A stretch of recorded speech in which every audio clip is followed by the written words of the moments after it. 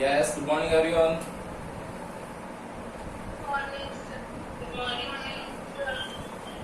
Good morning बेटा, good morning. मैंने आप लोगों के साथ में कल लास्ट क्लास में चैप्टर नंबर 7 स्टार्ट कर रखा था, system of particle and rotational motion. System of particle and rotational motion. आप लोगों को यहां तक कोई दिक्कत हो लास्ट वीडियो तक, तब तक बताइए मुझे, कोई भी बता दो कि यहाँ सर यहाँ प्रॉब्लम थी, अदरवाइज आज की क्लास स्टार्ट करते हैं। यस और नो, कोई है प्रॉब्लम है? अच्छा, तो आज स्टार्ट करते हैं हम लोगों ने लास्ट क्लास में कोऑर्डिनेट्स ऑफ सेंटर ऑफ मास लिखे थे। सेंटर ऑफ मास मैंने आप लोगों को बताया था कि सेंटर ऑफ मास एक ऐसा सेंटर है जहां पर टोटल मास ऑब्जेक्ट का कॉन्सेंट्रेट रहता है, और इसके कोऑर्डिनेट्स जो थे बेटा वो लिखाए थे मैंने आप लोगों को RCM, ऐसा लिखा था हम लोगों ने, M multiply by RCM equals to M1 multiply by R1 plus M2 multiply by R2, and इस RCM की वैल्यू निकालनी थी तो हम लोगों ने लिख दिया था M1 R1 plus M2 R2 upon capital M, और कैपिटल M क्या था? M1 प्लस M2 का सम था।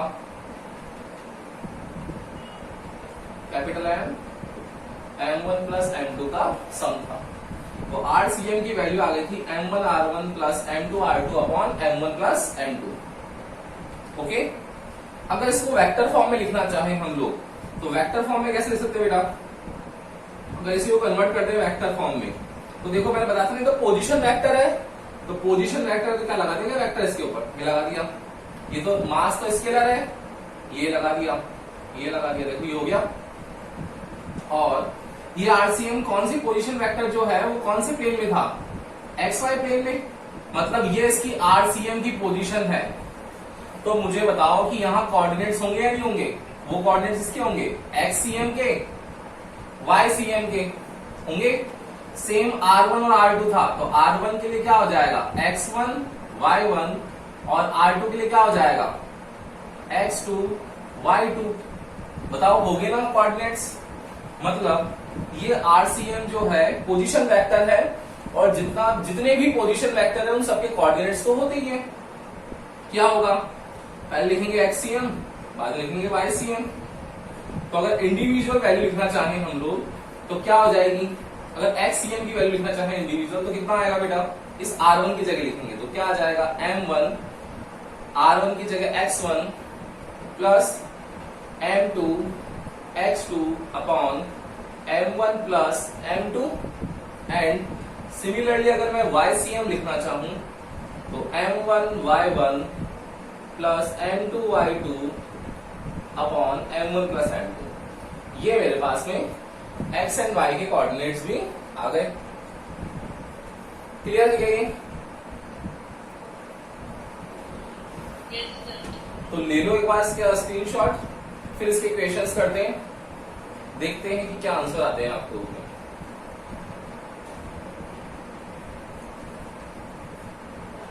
ले लिया स्क्रीनशॉट? ले लिया? देख लो।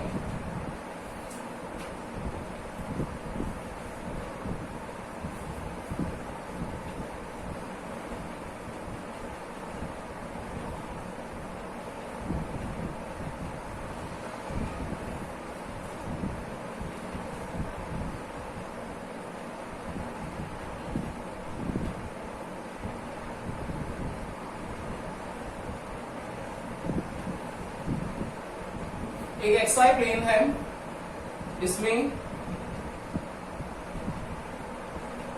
एक इक्विलेटरल ट्रायंगल रखा हुआ है, और इस इक्विलेटरल ट्रायंगल की साइड जो है वो 2 सेंटीमीटर है। नाम दे दो OAB। ऐसा क्वेश्चन आएगा आप लोगों के पास में, ठीक है? और पूछा जाएगा आप लोगों को कि find the coordinates of center of mass of an equilateral triangle.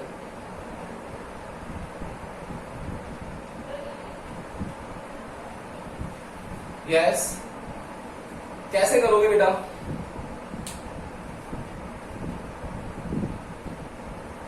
बताओ भाई, किसी को है क्या कुछ आइडिया? क्वेश्चन आ गया, मान लो आप लोगों के पास में कि एक इक्विलैटरल ट्रायंगल गिवन है, साइड गिवन है 2 सेंटीमीटर, प्रेजेंट है in X Y plane, then find the coordinate of centre of mass of an equilateral triangle. How will you find? क्या करना चाहिए बताओ? है क्या कुछ आइडिया? देखो मैंने क्या बताया बेटा आपको, RCM निकालना है अगर हम लोगों को, पोजीशन वेक्टर. तो पोजीशन वेक्टर का मतलब क्या है? पोजीशन वेक्टर एक पोजीशन शो कर रहा है, एक्स और वाई के कोऑर्डिनेट भी शो करनी चाहिए. तो हम पोजीशन वेक्टर RCM को क्या XCM और YCM की फॉर्म में लिख सकते हैं क्या? आप लोग बोलोगे सर बिल्कुल लिख सकते हो. तो निकाल ले आंसर इसका. कैसे निकालेंगे देखना. क्या करना चाहिए हम लोगों को कि कोऑर्डिनेट्स निकालना. तो सबसे पहले इन तीनों वर्टिस के तो कोऑर्डिनेट्स निकालो. तो इन तीनों पॉइंट्स से निकाल लेंगे हम लोग. कैसे निकालेंगे? देखो ये ओरिजिन है, तो ओरिजिन है बेटा, तो यहाँ के कोऑर्डिनेट कितने हो गए? 0 0 हो गए. ये एक्स एक्सिस है, तो पॉइंट बी पर है, तो ये डिस्टेंस कितनी है? 2 सेंटीमीटर. बताओ तो कितने कोऑर्डिनेट्स हो गए? 2 और 0 हो गया. y का वैल्यू तो 0 था ना ऑन एक्स एक्सिस. फिर यहां से अगर परपेंडिकुलर ड्रॉ कर लूं मैं, तो मुझे बताओ इस पॉइंट के कोऑर्डिनेट लिखने, तो यहां से थोड़ी लिख सकते हैं हम लोग. भाई यहां पर अगर आपके पास 3 और 4 है, तो ये डिस्टेंस यहां से थोड़ी है 3 और 4. ये तो पोजीशन है यहां से यहां तक इसकी ओरिजिन की. डिस्टेंस तो ये है ना 3 और ये 4 ये है. तो ऐसे ही यहां पर ये डिस्टेंस, ये भी क्या है? इक्विलैटरल है, तो ये भी 2 सेंटीमीटर होगा. तो कोई ये थोड़ी बोलेगा कि सर ये डिस्टेंस है. अरे तो पोजीशन है, कोऑर्डिनेट्स लिखने डिस्टेंस के. तो क्या होगा? x की वैल्यू कितनी है? पहले x से चलेंगे, तो यहां से यहां तक. तो हम लोगों ने पढ़ रखा है इक्विलैटरल ट्रायंगल है, तो सामने से जो मीडियन होगी इसको 1:1 में इक्वली डिवाइड करेगी. मतलब 2 सेंटीमीटर है, तो ये भी 1 सेंटीमीटर, ये भी 1 सेंटीमीटर. मतलब ये पॉइंट अगर मैं C लिख लूं, तो यहाँ के कोऑर्डिनेट्स कितने होंगे? 1 और 0. और अगर मैं यहाँ के लिखना चाहूं, तो क्या होगा? x का कोऑर्डिनेट कितना है? 1, और y का कितना है? फाइंड आउट करना पड़ेगा. y का क्या होगा? ये AC होगा. तो देखो ये क्या है? Right angle triangle. इसके सामने क्या है? ये हाइपोटेनस. थीटा के सामने क्या होगा? परपेंडिकुलर. और ये बेस, मतलब क्या निकालना है हम लोगों को? परपेंडिकुलर. तो h स्क्वायर माइनस ये कर देंगे, तो 2 2 जा 4 माइनस 1. क्या ये डिस्टेंस √3 आएगी नहीं आएगी AC की? तो √3 कोऑर्डिनेट हुआ क्या? बिल्कुल हो गया. तो 1√3 is the coordinate of point A. तो 3 वर्टेक्स है, O निकाल लिया, A ये फाइंड कर लिया, B ये निकाल लिया. कर सकते हैं ना हम लोग? बताओ कोऑर्डिनेट्स में किसी को दिक्कत है तो बोलो बेटा एक बार, जल्दी से बोलो. नहीं है ना कोई भी दिक्कत? अब देखो ये कोऑर्डिनेट्स निकाल लिए, तो क्या ये वैल्यू x1 और y1 की है क्या? बिल्कुल है. तो क्या ये वैल्यू x2 और y2 की है? बिल्कुल है. ये वैल्यू किसकी होगी? x3 y3 की होगी. मुझे फॉर्मूला लगाना है. देखो इन तीनों वर्टेक्स पर सेम इक्विलैटरल है, इसलिए इन तीनों पर मास भी जो होगा वो क्या होगा? सेम होगा. तो लेट हम लोगों ने मास जो लिया है वो क्या ले लिया है? सेम ले लिया है. मास m1, m2 और m3 तीनों क्या होंगे? m होंगे. क्यों? इक्विलैटरल ट्रायंगल तीनों पे हम लोगों ने सेम मास रख दिया. अब देखना बेटा, नहीं दे रखा तो लेट करना पड़ेगा, इक्वली मानना पड़ेगा. कोऑर्डिनेट्स है तो क्या हो जाएगा? सब मुझे बताओ. XCM के कोऑर्डिनेट्स क्या होंगे बेटा? m1 x1 plus m2 x2. फिर एक थर्ड पॉइंट भी तो है, तो क्या हो जाएगा? m3 x3 upon m1 plus m2 plus m3. क्या आएगी वैल्यू XCM की? m1 कितना है? m ही है. x1 कितना है? 0 है. प्लस m2 m ही है. x2 कितना है? 1 है. प्लस m3 m ही है, और x3 कितना है? 2 है.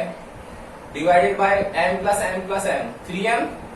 तो XCM कितना आ गया? 0 m2m, ये देखो दोनों ऐड होकर 3m हो गए, तो 3m कैंसिल हो गया, आंसर आ गया 1। ओके, तो xcm जो होगा उसकी डिस्टेंस आ गई 1 centimetre. Now y centimetre find करना है अब हम लोगों को, तो ycm की वैल्यू क्या होगी, m1y1 plus m2y2 plus m3y3 upon m1 plus m2 plus m3। इससे y सेंटीमीटर में आ जाएगा और y कोऑर्डिनेट जो है cm, इसकी वैल्यू निकल जाएगी। देखो कितना आएगा, यहां अगर मीटर होता तो मीटर में आ जाता, कोई फर्क नहीं पड़ता। तो y coordinates of y of centre of मास, देखना बेटा, m1 m y1 कितना है 0 अगेन, m2 m y2 कितना है √3, m3 m y3 कितना है 0 अपॉन टोटल 3m। तो कितना आएगा इससे बताओ, कितना आ जाएगा, √3m अपॉन 3m, m से m कट गया, ये 3 से 3 कट गया, तो 1/√3 यही होगा, और 1/√3, √3 की वैल्यू बताएगा आपको, ये वैल्यू ध्यान देना 10th क्लास वाली भाई। √2 होता है 1.414, √3 होता है 1.732, √5 होता है 2.236, ये वैल्यूज याद रखनी चाहिए आप लोगों को। तो √3 हो गया 1.732, ठीक है। इसको सॉल्व करोगे आप लोग तो कितना आएगा, देखो एक बार, 173 को अगर हम लोग 1.7 को करें तो कितना हो जाएगा, 17 5 5 और समथिंग 0.6 के आसपास आएगा। तो YCM की वैल्यू आ गई 0.6 सेंटीमीटर। क्लियर। अब देखो ये आ गया 1, वो आ गया 0.6, तो हमारे XCM और YCM के कोऑर्डिनेट्स कितने हो गए, XCM और YCM के कोऑर्डिनेट्स कितने हो गए 1 एंड 0.6 सेंटीमीटर। ये हमारा आंसर आ गया। तो अगर आप लोगों को कोऑर्डिनेट फाइंड करने को बोले तो ये प्रोसीजर करना है। अब अगर इसे सेकंड क्वेश्चन ऐड कर देता है कि लोकेट भी करो, उसकी पोजीशन को शो भी करो कि सेंटर ऑफ मास होगा कहां, तो देखो कहां आपका बेटा 1 चलेंगे यहां से, तो ये 1 चल लिए, फिर 0.6 ऊपर चलना है y पर, देखो 0, ये टोटल कितना है √3 मतलब 1.7, तो 0.6 यहां पर आएगा क्या कहीं पर, तो ये हमारा क्या होने वाला है, इसमें सेंटर ऑफ मास होगा 1 एंड 0.6 पर, और ये जो होता है 1 एंड 0.6 यही इसकी मीडियन बन जाता है, सॉरी सेंटरॉइड बन जाता है मीडियन पर, यही इसका क्या होता है सेंटरॉइड होता है, ठीक है ना। आप लोगों को सबको पता है मीडियन उसका 2:1 में डिवाइड करने वाला पॉइंट सेंटरॉइड, ये सेंटरॉइड है। आया क्या समझ में सबको, बोलो सबको आ गया क्या भाई,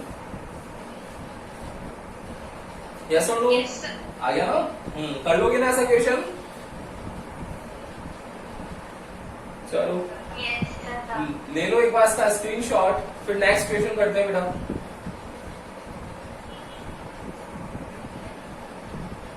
ले लिया स्क्रीनशॉट, ठीक है। अब देखना सेकंड क्वेश्चन, देखना ये आप लोगों को ट्राई करना है, एक मैंने करवा दिया, कोशिश करना मैं करवाता हूं, देखो वापस अगर नहीं होगा तो।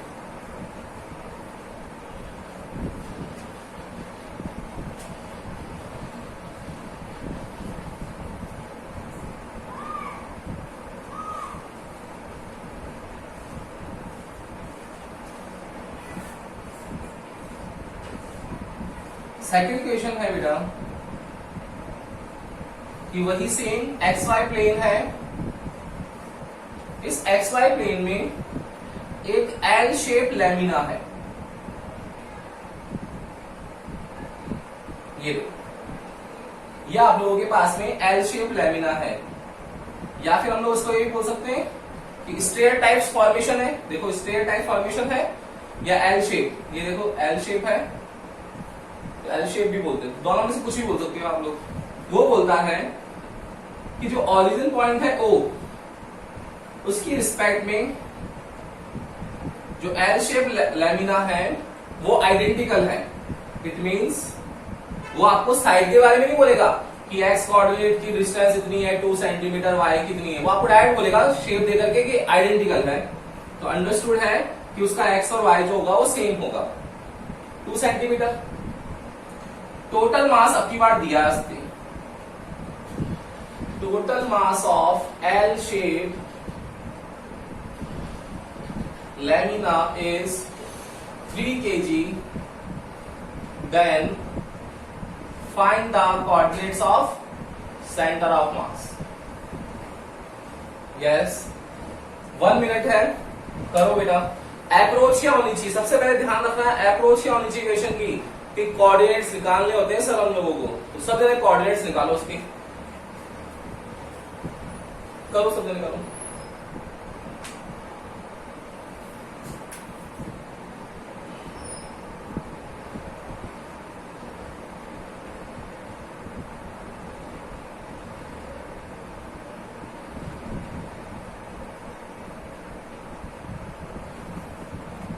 आज बॉयज में केवल एक ही कनेक्ट है क्या अभिषेक, बाकी सारी गर्ल्स है 10-12, बॉयज कहाँ गया सारे, नेटवर्क इशू हो रहा है भाई, वेदर प्रॉब्लम है तो।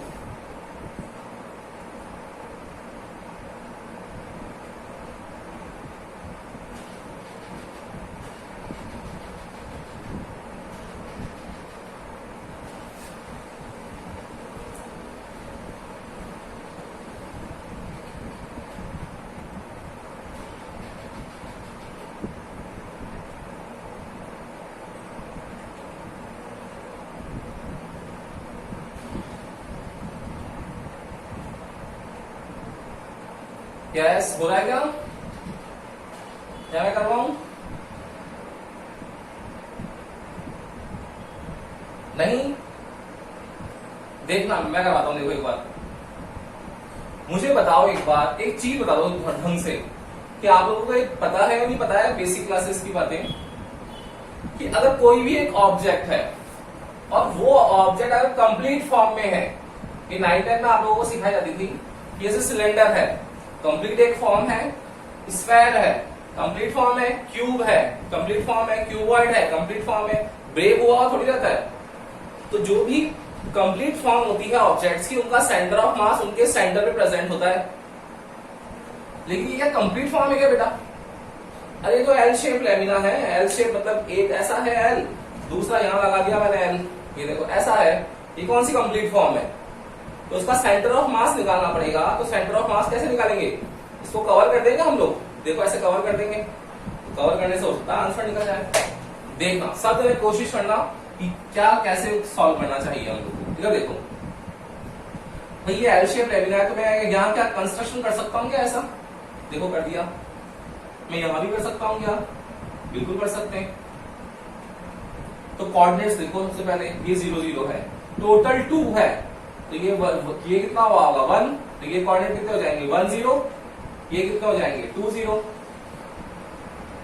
फिर अब इसके रिस्पेक्ट में इसके लिखने, तो देखो बेटा कितना चला, x पे चले हम लोग 1, और सेम y पे लिखेंगे, तो देखो y के देखो 0 0, यहां पे क्या होगा बोलो,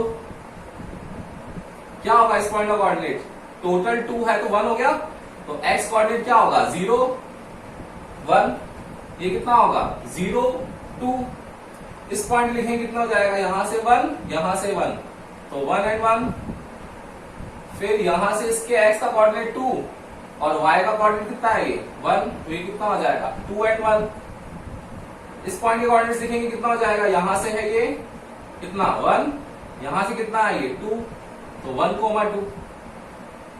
आ रहा है, समझ में आ रहा है, इजी है ना। देखो कोऑर्डिनेट्स निकाल लिए, अब उसने बोला टोटल मास 3 kg है। अरे तो भाई जो आइडेंटिकल होता है उनके टोटल मास ही होते हैं, और उनका ईच मास जो होता है वो क्या होता है, इक्वली डिवाइड होता है ना। अगर मैं बोलूं कि एक चॉकलेट है आपके पास, उस चॉकलेट का जो टोटल मास है वो है 5 kg, सेम 3 आइडेंटिकल चॉकलेट्स है, तो उनका टोटल मास बताओ, क्या बोलोगे 15 kg, यही तो होगा। अब इस लाइन को मैं अगर उल्टा बोलूं कि टोटल जो 3 चॉकलेट्स हैं उनका मास है 15 kg, तीनों चॉकलेट्स आइडेंटिकल है तो ईच का मास बताओ, तो ईच मास कितना होगा? 5 होगा।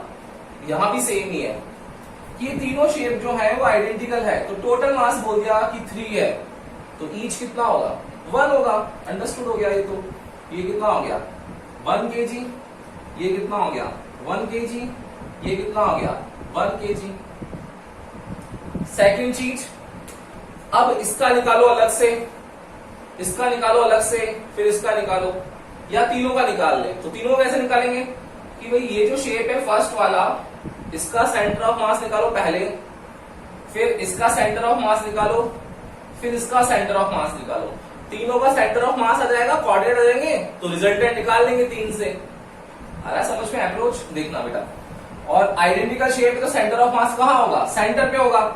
और सेंटर के कोऑर्डिनेट्स कैसे निकालते हैं? 9, 10 क्लास। देखो सब जगह देखो, ये सेंटर पे है तो टोटल बेटा 1 है, तो मिड पॉइंट पे कितना होगा? 0.5 होगा क्या? 1/2। तो एक्स कोऑर्डिनेट कितना हो गया? देखो 1/2। कितना इजी है। टोटली कितना है? 1 है, तो उसका हाफ कहां आएगा? y पर 1/2 पे आएगा। कॉमन सेंस हो गया तो हमारा। देखो सेकंड वाला, इसका लगा लो यहां पर सेंटर, तो कितनी डिस्टेंस? अच्छा डिस्टेंस याद रखना, ऐसे नहीं कि सर 1 और 2 के बीच में ले लो, नो, डिस्टेंस ओरिजिन से नापते हैं हम लोग हमेशा। देखो तो ये 1 है, प्लस ये हाफ और चल गया, तो 1 + 1/2, एक्स का कितना हो गया? 3/2। लेकिन क्या y का चेंज हुआ? क्या नहीं हुआ। y का कितना होगा? 1/2। ओके, अब इसका देखो क्या होगा बेटा? x का कितना होगा? 1/2 ही है, लेकिन y का देखो ये 1 + 1/2 कितना हो गया? 3/2। तो आ गए हमारे पास कोऑर्डिनेट्स। देखो सबके कोऑर्डिनेट्स आ गए भैया हमारे पास। क्या आ गया कि जो m1 है, m2 है, m3 है, ये सब 1 kg हो गया, और x1 y1 कितना हो गया? 1/2 1/2, ये x1 y1 हो गया। x2 y2 कितना हो गया? 1/2 और √3/2, और x3 y3 कितना हो गया? 3/2 और 1/2। फॉर्मूला बताइए हम लोगों को, कितना होता है formula? XCM, m1 x1 plus m2 x2 plus m3 x3 upon m1 plus m2 plus m3। लिख लो वैल्यूज। XCM, m1 कितना आएगा? 1, x1 1/2 प्लस m2 कितना होगा? 1, x2 कितना है? 1/2, m3 कितना है? 1, x3 कितना है? 3/2 upon m1 plus m2 plus m3, तीनों जुड़ जाएंगे, 3 हो गया। कितना आया बेटा? देखो XCM कितना आएगा? Half plus half plus 3/2 upon 3, तो हाफ और हाफ 1, 1 प्लस 3/2, तो 2 और 3 5/2, और 3 से मल्टीप्लाई होगा तो 5/6। ये XCM की वैल्यू आ जाएगी। अब मुझे YCM निकालना है। अगेन देखना YCM क्या होता है formula? m1 y1 plus m2 y2 plus m3 y3 upon m1 plus m2 plus m3। कितना आएगा? m1 is 1, y1 is 1/2, y1 ये रहा, y2 1 इंटू √3/2, और m3 कितना है? 1, y3 कितना है? 1/2 अपॉन 1 प्लस 1 प्लस 1 3। देखो सेम ही कहानी का, 1/2 1/2 1, और ये कितना आ गया? √3/2 कहां से आया भाई? x2 y2 3 है ना? 3 है बेटा, ये √ नहीं है। देखो कितना आ गया? 3/2 आ गया। सॉल्व करोगे इसको तो सेम कोऑर्डिनेट आएगा, कितना? सॉरी 5/6। ये 5/6 आंसर आ गया। तो कोऑर्डिनेट्स कितने हैं XCM YCM के? XCM YCM कोऑर्डिनेट आ गए 5/6 5/6। ये तो कोऑर्डिनेट्स निकालने को बोलता है। अगर आप लोगों को बोलता है कि सेंटर ऑफ मास भी निकालना है, देखो 5/6 का मतलब क्या होता है? कितना होगा 5/6? 6 7 जा 46, 8 जा तो 0.8 के आसपास। देखना बेटा 0.8 कहां आएगा? यहां से 0.8 यहां पे आएगा कहीं पर, यहां से 0.8 यहां पर आएगा। मतलब ये जो पॉइंट होगा ना, ये पॉइंट ये हमारा सेंटर ऑफ मास होगा। ये लॉकेट कर दिया हम लोगों ने इसके अंदर। यस और नो बोलो भाई, आया क्या, समझ में आया? इजी है ना, कर लोगे सब जने?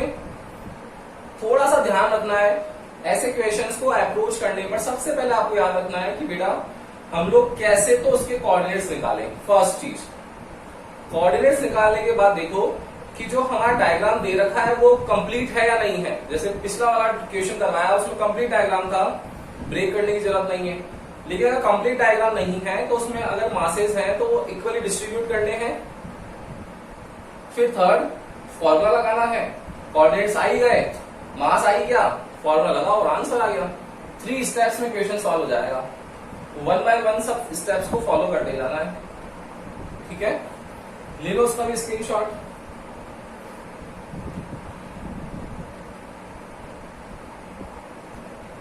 डन।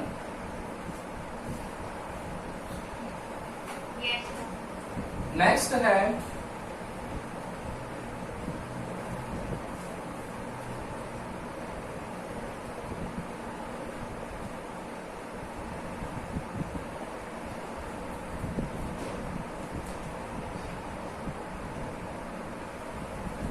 थर्ड क्वेश्चन है, इन HCl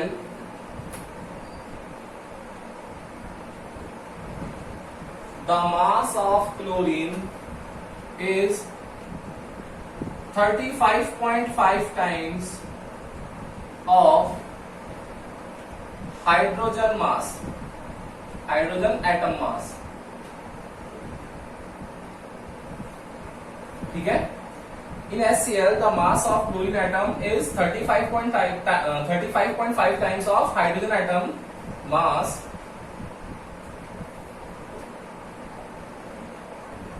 if distance in between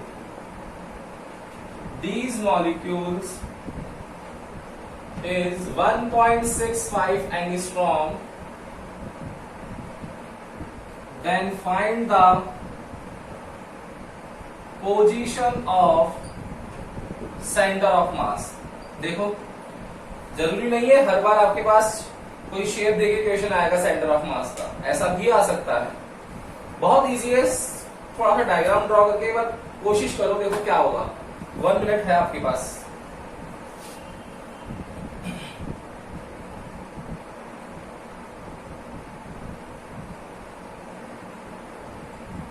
है क्या कुछ आइडिया लगा क्या? देखो अप्रोच क्या रखनी है बता देता हूँ, हिंट देता हूँ आपको। HCl है तो H और ये Cl, इनके बीच में कोई ना कोई डिस्टेंस होगी। डिस्टेंस कम होती है, मैं डिस्टेंस अभी डायग्राम इसको सॉल्व करने के लिए थोड़ी बड़ी कर ली। डिस्टेंस कितनी डिस्टेंस है इनके बीच में? 1.65 एंगस्ट्रॉम। एंगस्ट्रॉम का मतलब सब जानते हो आप लोग, 10⁻⁻10 मीटर। खूब बार बता रखा है, केमिस्ट्री में भी पढ़ लिया होगा आप लोग, दोनों में पढ़ लिया। अब क्या बोला है, मास जो है क्लोरीन का, क्लोरीन का जो मास है, मास ऑफ क्लोरीन वो कितना है? 35.5 टाइम्स है मास ऑफ हाइड्रोजन। इसका मतलब मास ऑफ हाइड्रोजन कितना है? लेट सपोज 1 kg है, तो मास ऑफ क्लोरीन कितना होगा? 35.5 kg। इस इक्वेशन से तो यही कंक्लूजन निकल सकता है, इसके अलावा कोई निकलता ही नहीं कुछ। निकल गया। मासेस आ गए, देखो फर्स्ट चीज मासेस, सेकंड चीज पोजीशन और डिस्टेंस। देखना क्या होगी पोजीशन डिस्टेंस। टोटल 1.65 है। मैंने क्या बताया था कि भाई हाइड्रोजन और क्लोरीन में से हाइड्रोजन का मास ज्यादा होता है, क्लोरीन का होता है, क्लोरीन का। और सेंटर ऑफ मास के बारे में एक चीज फेमस है कि जिस तरफ मास ज्यादा होगा उसी तरफ सेंटर ऑफ मास होगा, मतलब डेफिनेटली सेंटर ऑफ मास यहाँ शिफ्ट होगा। अब इसकी डिस्टेंस निकालने की कितनी डिस्टेंस पे होगा? कहीं से भी डिस्टेंस ले लो, लेट सपोज ये डिस्टेंस ले ली मैंने x है, तो बताओ बेटा रिमेनिंग कितनी होगी? टोटल ये है तो क्या हो जाएगा? 1.65 माइनस x हो जाएगी डिस्टेंस। बस क्या x निकलते ही अपने पास आंसर आ जाएगा या सेंटर ऑफ मास का? बिल्कुल आ जाएगा कि सेंटर ऑफ मास की पोजीशन कहां पर है, निकल सकती है। कैसे करेंगे वो देखो, RCM का यहाँ कोऑर्डिनेट्स तो निकाल लेनी है, तो फॉर्मूला RCM वाला M1R1 plus M2R2 upon M1 plus M2। क्या आ जाएगा RCM की पोजीशन m1 ले लो 1 इंटू ये डिस्टेंस कितनी है x प्लस क्या होगा m2 कितना है 35.5 टाइम्स r2 कितना है distance 1.65 minus x upon m1 plus m2 तो 1 प्लस दिस कितना होगा 36.5। सॉल्व करोगे आप लोग तो ऑटोमेटिक आंसर आ जाएगा ना। सॉल्व करना बेटा इसका आंसर आ जाएगा। तो देखो कितना इजी इक्वेशन, बहुत इजी इक्वेशंस होंगे। थोड़ा सा आप लोगों को बस अटेंटिव रहना है तो समझ में आएगी चीजें, बिल्कुल आएगी। ओके, तो जो भी अगर प्रॉब्लम हो, मैंने आज आप लोगों को सेंटर ऑफ मास के क्वेश्चंस करवा दिए हैं। कहीं पे भी अगर दिक्कत आती है तो आप लोग बिना एजिटेशन के पूछो भाई, जहां भी प्रॉब्लम आए आप लोगों की प्रॉब्लम सॉल्व कर दी जाएगी। ओके, वीडियो देखना एक बार, क्वेश्चंस की प्रैक्टिस करना, आप लोगों को कॉन्फिडेंस आएगा क्वेश्चंस करने का, ठीक है ना। तो नेक्स्ट क्लास में मिलते हैं। Good day. गुड डे बेटा।